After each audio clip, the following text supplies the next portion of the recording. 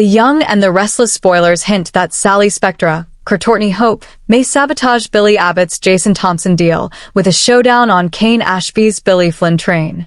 Sally was hoping Billy had moved past his vengeful obsession, but it doesn't seem like that was ever really the case.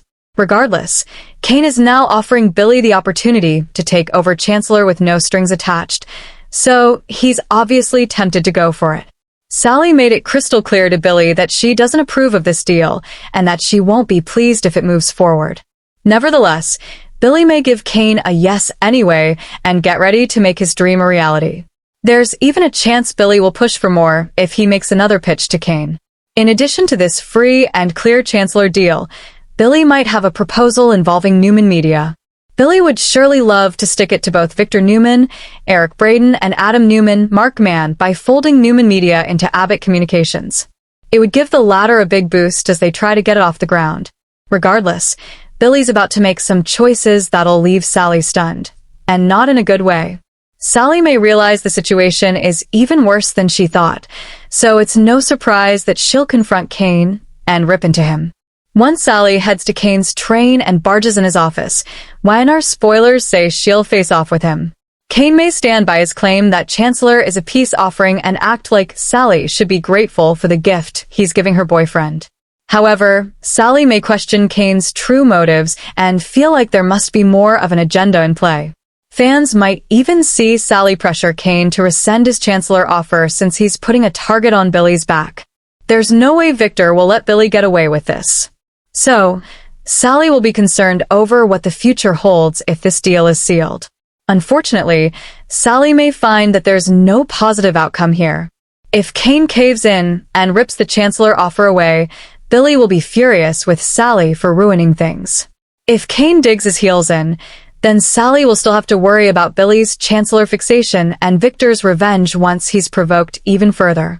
The young and the restless spoilers say Sally and Kane have some exciting confrontation scenes ahead. Sally's revenge derails Billy's dream on Kane's Destiny Express. The calm before the storm. The Genoa City sun beat down on the sleek modern tower of Chancellor Industries, glinting off the windows like a promise of cold, hard success.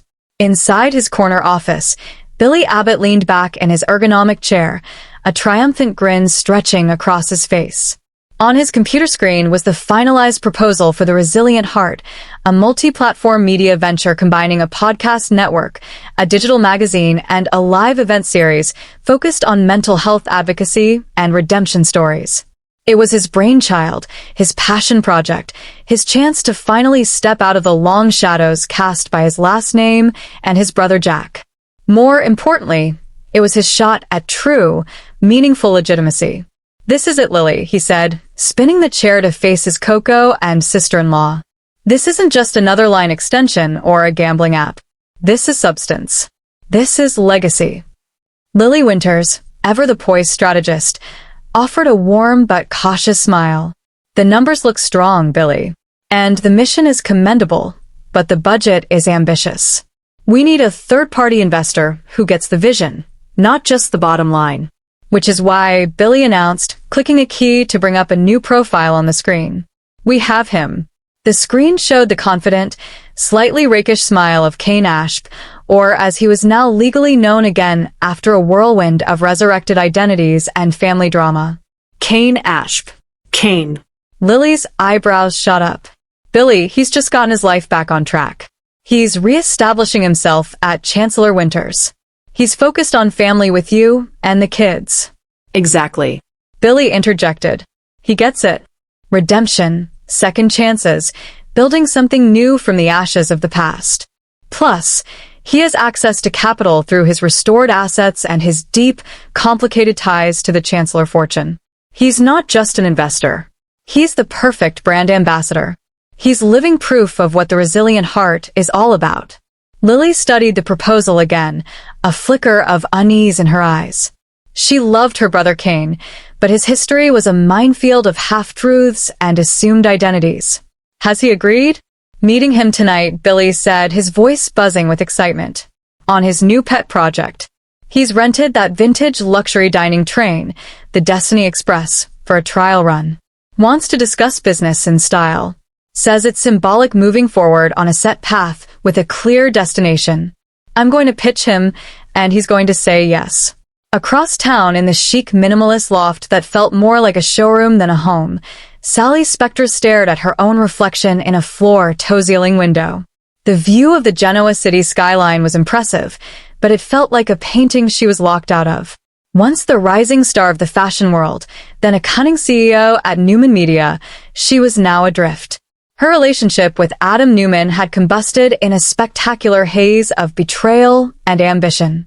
Her attempt to build Spectre Fashions in Genoa had been thwarted at every turn, and the one person she'd allowed herself to be vulnerable with, to dream with, had been Billy Abbott. Their whirlwind romance, born of shared ambition and a mutual understanding of being the outsiders in established dynasties, had ended not with a bang, but with a brutal, pragmatic whisper. Billy had chosen his family, his stability, his legitimate path over the chaotic, brilliant potential they shared. He'd walked away, and in doing so, he'd relegated Sally to a footnote in his journey toward respectability. A fire burned in her sapphire eyes, hotter and more dangerous than any creative spark. It was the cold fire of vengeance. She hadn't just lost a lover. She'd been deemed a liability, an unacceptable risk.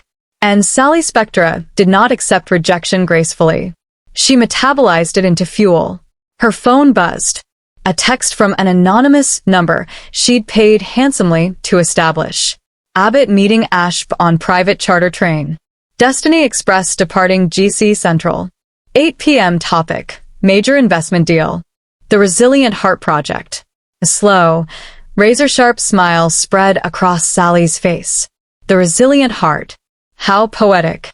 Billy wanted to build an empire on stories of overcoming pain. She would give him a masterclass. He thought his path was set, his destiny clear on his little train.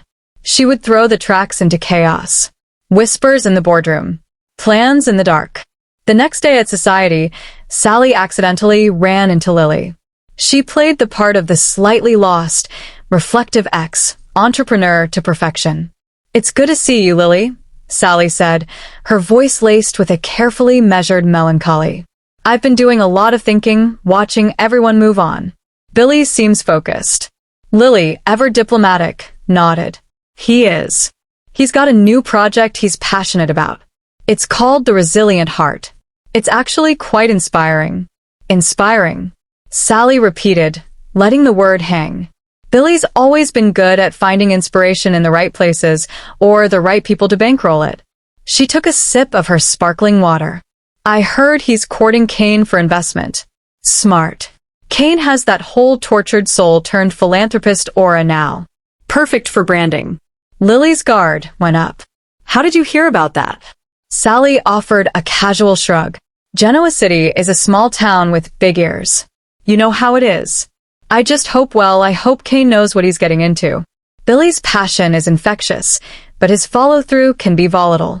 Remember the podcast network, the gambling app?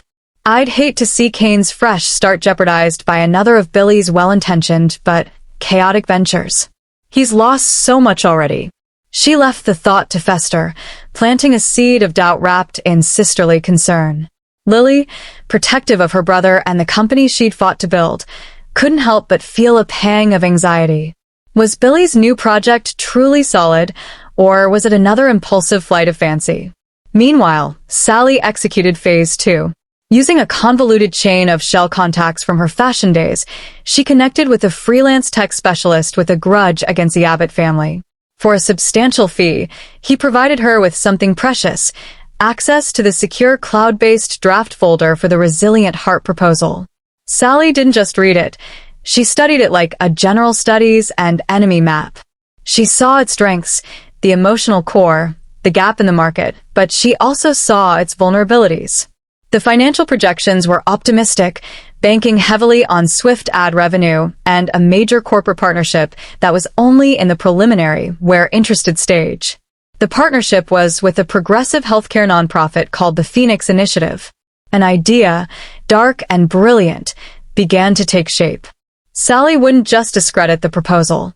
She would turn its greatest strength into its fatal flaw. Using her formidable design skills, she created a flawless, malicious forgery. It was an email chain supposedly between Billy Abbott and a mid-level executive at the Phoenix Initiative. In the fabricated exchange, Billy was aggressively confident, borderline arrogant. He made promises the proposal didn't explicitly guarantee, hinting at inflated user numbers and suggesting the initiative's endorsement was a sure thing that would be used to leverage other investors. In one particularly damning line, the fake Billy wrote, "Kebby is emotionally invested in the redemption angle. He's soft on that stuff since coming back from the dead.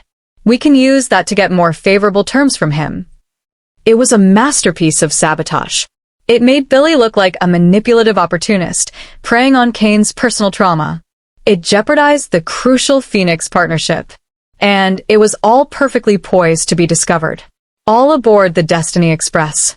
The Destiny Express was a vision of Art Deco elegance, polished brass, rich mahogany, plush velvet seats, and crystal glassware catching the low light as it glided silently out of Genoa City Central. The city lights giving way to the darkening countryside. Kane Ashp poured 2 glasses of expensive scotch. "To new beginnings," Kane said, handing a glass to Billy. "And to moving forward, literally." "I'll drink to that," Billy agreed, clinking his glass. The gentle sway of the train felt like momentum, like fate. "Kane, what I'm about to show you is more than a business plan. It's a mission." As Billy launched into his pitch, his enthusiasm was palpable. He spoke of breaking stigmas, of building a community, of creating something that mattered. Kane listened intently, nodding. He was genuinely intrigued. The project resonated with him on a deep, personal level. This could be his way to make a real difference, to attach his name to something positive. "The financial commitment is substantial," Billy admitted, sliding the tablet with the proposal across the linen tablecloth. "But the return on investment, both financial and moral, is unprecedented. We already have strong interest from the Phoenix Initiative. Their endorsement will be a game share." Unbeknownst to either man, Sally Spectra was also on the train. Dressed in a staff uniform she'd acquired, her fiery hair tucked under a cap, she moved through the service car like a ghost. She had bribed a cleaner for shift details and knew the train's layout from the online rental brochure. Her heart hammered against her ribs, not with fear, but with the exhilarating high-stakes thrill of the con. This was her runway, her boardroom, her moment. She waited until the main course was cleared. Billy had excused himself to the restroom, giving Kane time to review the detailed appendices on the tablet. This was her window. As she refilled Kane's water glass, she let a small encrypted USB drive disguised as a standard thumb drive slip from her sleeve onto the tablecloth near Kane's elbow.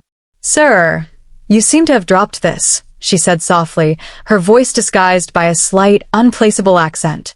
Kane looked down, frowning. "That's not mine." "It was on the floor by your seat," she insisted, already turning away. "My apologies." Puzzled, Kane picked up the drive. It was unmarked.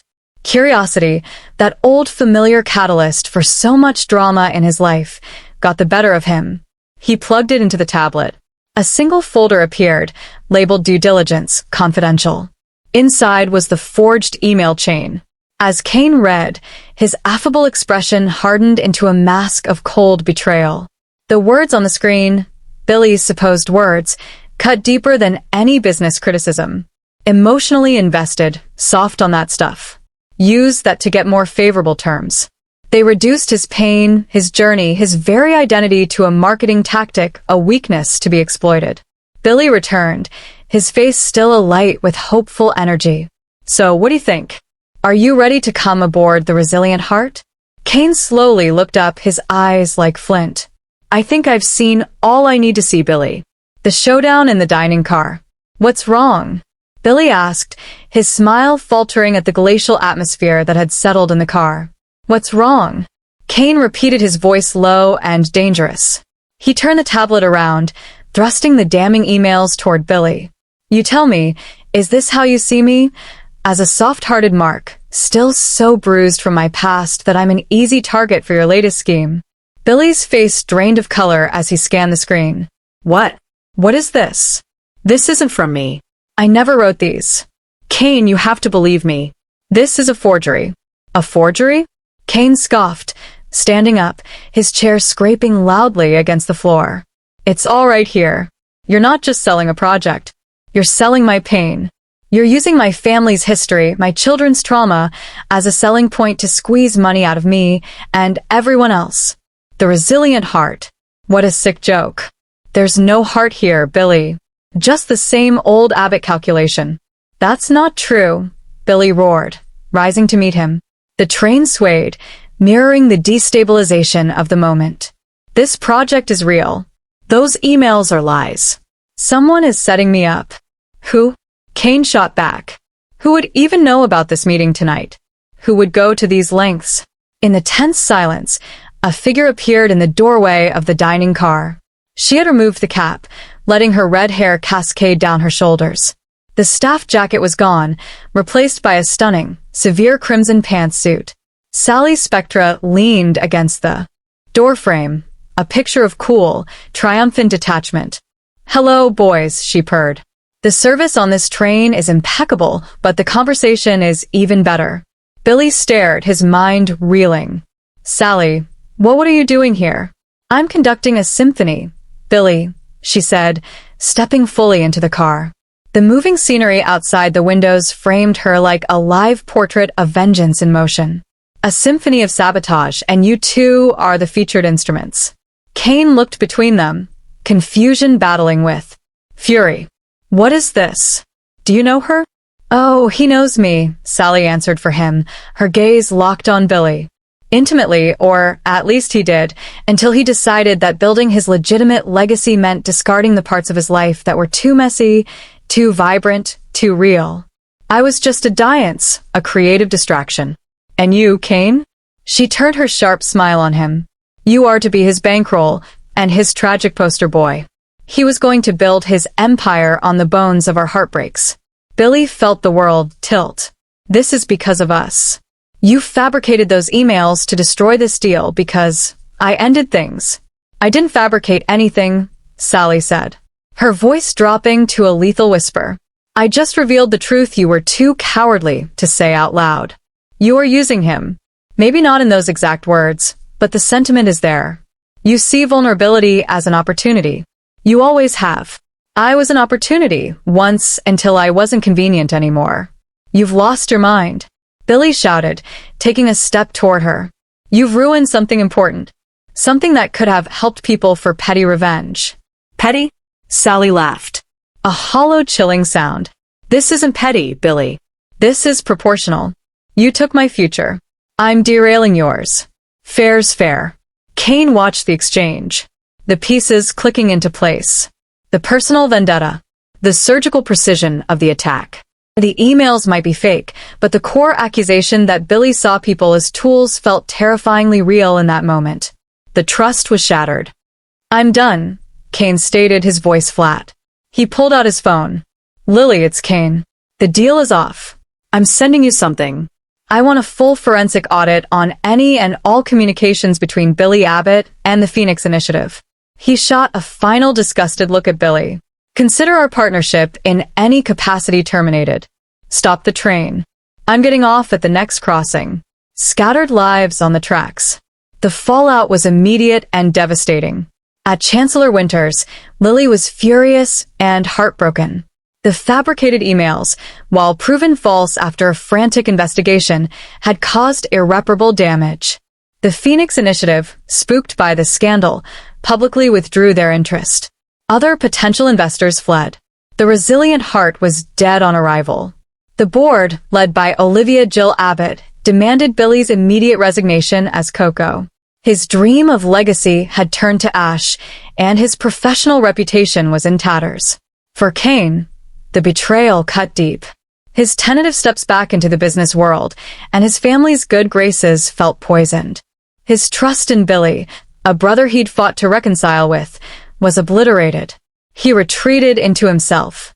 His relationship with Lily strained by her initially divided loyalties and his own renewed sense of being an outsider. A pawn in other people's games. For Sally, she watched the carnage from the sidelines with a hollow victory. She had won. She had broken Billy's project and exposed his flaws for the city to see. But the expected euphoria never came. Seeing the genuine hurt in Kane's eyes, witnessing the total collapse she'd engineered, left her with a cold emptiness. She had proven her power, but in doing so, she had trapped herself in the role of the villain. Adam Newman, of all people, found her sitting alone at a dive bar, a strange look of understanding in his eyes. "Fire can cleanse," he said quietly, sitting beside her. "But it also leaves everything barren." She had no retort. And for Billy, he was a man broken. He'd lost his project, his position, the respect of his family, and the trust of his brother. Sitting in the dark at the Abbott mansion, a bottle of whiskey his only companion, he was forced to confront the ugly reflection Sally had held up to him. Had he been using people? Had his ambition blinded him to the human cost? The questions haunted him. The path forward was no longer clear. The tracks of his destiny had been well and truly torn up. Whispers of what's to come. In the weeks that followed, Genoa City buzzed with a scandal. But beneath the surface, new plots were already forming. A shocking alliance. In her isolation, Sally receives an unexpected proposal. Not from Adam, but from Tucker McCall, who sees in her ruthless brilliance a kindred spirit and a potent weapon. He offers her not a romance, but a partnership in a new venture designed to destabilize both the Abbotts and the Newmans. Tempted by the sheer anarchic power of it, Sally must decide if she wants to be a destroyer forever or if a sliver of her old creative self still remains. Kane's dangerous path. Hurt and disillusioned, Kane is approached by Audra Charles, who is secretly gathering intelligence for Tucker. She manipulates his sense of injustice, pushing him toward a reckless, independent business move that would pit him directly against Chancellor Winters and fracture the family further. Billy's redemption quest. Stripped of everything, Billy begins a genuinely humble, anonymous volunteer project at a local community center, helping with their small outreach program. It's here, away from the glitz and pressure, that he might truly find the resilient heart he was always searching for. But will it be too late to mend fences with his family? Especially with Jack watching his brother struggle with a mix of pity and stern disappointment. The truth comes out. Lily, using Chancellor Winters' resources, eventually uncovers the full extent of Sally's scheme and the tech specialist who helped her.